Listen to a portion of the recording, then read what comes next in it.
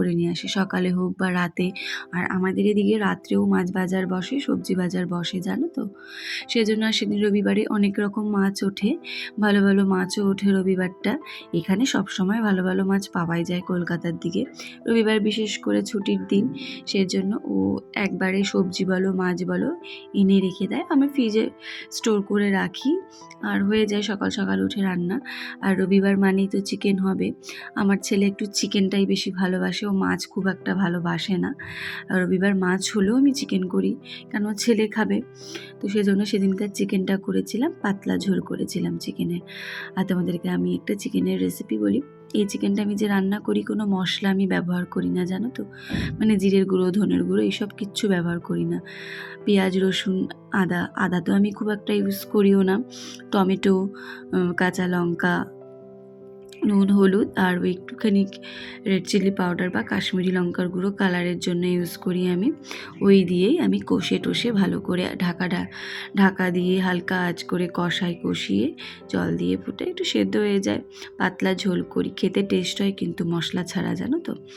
পেঁয়াজ রসুনটাও যে আমি খুব একটা বেশি দিই তা না। আর এই যে রান্না করেছিলাম কচুর শাক, ওকে বলেছিলাম কচুর শাক পেলে নিয়ে আসবে, ও কচুর শাক নিয়ে এসেছিলো। ইলিশ মাছের মাথা দিয়েই করবো কচুর শাকটা। আর আমাদের কেটেই নিয়ে আসে একবারে, বাজারে কেটেই এখন বিক্রি হয় সব জায়গাতে। তো কলকাতার দিকে তো খুবই কেটে বিক্রি হয় কচুর শাক বলো। আর এই কচুর শাকে একটু লেবুর রস দিয়ে দিচ্ছিলাম, যদি গলা চুলকয় বা গলা ধরে সেজন্য লেবুর রস দিয়ে দিচ্ছিলাম। আর ওইদিকে দেখো কচুর শাকটাও বসিয়ে দিচ্ছি, সেদ্ধ হয়ে গেছে, ইলিশ মাছের মাথাগুলোকে ভেজে নেব। আর জানো তো আমার শাশুড়ি মা বলে, এই কালো কচুর শাক বলো বা সবুজ কচুর শাক বলো, কালোটাতে বলে গলাও ধরে না, গলাও চুলকায়ও না, তো সেজন্য বলে ওইটা ভালো। কিন্তু এইটা যে এনেছিল আমি লেবুর রস দিয়েছি বলে কিনা জানি না, কিন্তু গলা ধরেনি। আর ওদিকে দেখো রান্না করতে করতে আমার খিদে পেয়ে যায়, কেন সকালে তো খুব একটা ভারী ব্রেকফাস্ট আমি করি না।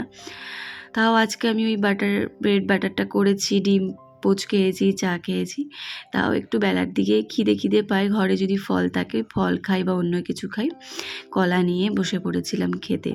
ওইদিকে আমার মাংসটাও হয়ে গেল, এদিকে ইলিশ মাছের ঝোলটাও করে নিচ্ছি। ইলিশ মাছ কচুর শাক দিয়ে, মাথাটা দিয়ে। আসলে ব্লগটা 1 সপ্তাহ 2 সপ্তাহ আগেকার ব্লগ হয়ে যায়, যখন আমি এডিটিং করতে বসি ভুলে যাই এক সময়, জানো তো, আমাকে ক্ষমা করে দিও। তো ওদিকে দেখো কচুর শাকটা বসিয়ে নিচ্ছি। কচু শাক ইলিশ মাছের মাথা দিয়ে ভালোই লাগে। আর কচু শাকে খুব আমি মশলা দিই না, অনেকে দেখি পেঁয়াজ রসুন দিয়ে করে, আমি পেঁয়াজ রসুন তো একদমই দিই না। আর ইলিশ মাছ পেঁয়াজ রসুন দিয়ে একটুও ভালো হয় না খেতে, অনেকে দেখি করে। তাও আমি সামান্য জিরের গুঁড়ো দিই, কোনো সময় ভাজা দিই বা এমনি দিই, কষিয়ে নিয়ে নিই। লাস্টে দেখো নুন মিষ্টি দিয়ে কচুর শাকটাও কাঁচা লঙ্কা দিলাম, দিয়ে হয়ে গেল। এই জিনিস আমার ছেলে একটুও খাবে না, কচুর শাক বলো, ইলিশ মাছ তো আমার ছেলে খেতেই ভালোবাসে না। ইলিশ মাছ করলে আমাদের জন্য ওর জন্য আলাদা মাছ করতে হয়। ওইদিকে দেখো ছেলের তো ছুটি, ও ড্রয়িং নিয়ে বসেছে। আর জানো তো আমার ছেলে খুব ড্রয়িং করতে ভালোবাসে, ও যদি সময় পায় ও ড্রয়িং নিয়ে বসে, ফোন দেখে এই দেখে করে। দেখো ওই যে এঁকেছে কি, কেমন হয়েছে তোমরা জানিও ড্রয়িংটা, এই সুযোগেও করে। আর ওদিকে আমার রান্নাও কমপ্লিট, রান্নাঘরটাও পরিষ্কার হয়ে গেল। রান্নার শেষে যখন রান্নাঘরটা এরকম পরিষ্কার লাগে মনে হয় কি শান্তি। আর এমনিতেই আমার একটু রান্নাঘরটা ছোট, এদিক ওদিক ছড়ানো থাকে। তারপরে আমি চান করে নিলাম, চান টান করে নিয়ে পুজো টুজো করে নিয়ে খেতে বসবো। রবিবার ছিল, ছেলের খিদে পেয়েছিল, ওকে আগে খেতে দিয়েছিলাম, তারপরে আমি দেরি হয়ে যায় বলে বসেছিলাম, পরে বসবো। ওদিকে আমার থালাটাও বেড়ে নিলাম, আজকে একটু নিজের জন্য থালাটা গুছিয়ে বেড়েছি। সাথে ছিল গন্ধরাজ লেবু থাকলে এত ভালো লাগে না ভাতটা খেতে, মানে ঝোল বলো মাংসের ঝোল বলো খুবই ভালো লাগে আমার। তো আমি যতক্ষণে খেতে থাকি। আর ভিডিওটা এখানেই শেষ করলাম। ভালো লাগলে লাইক কমেন্ট করো, আর আমার চ্যানেলটাকে সাবস্ক্রাইব করতে ভুলো না।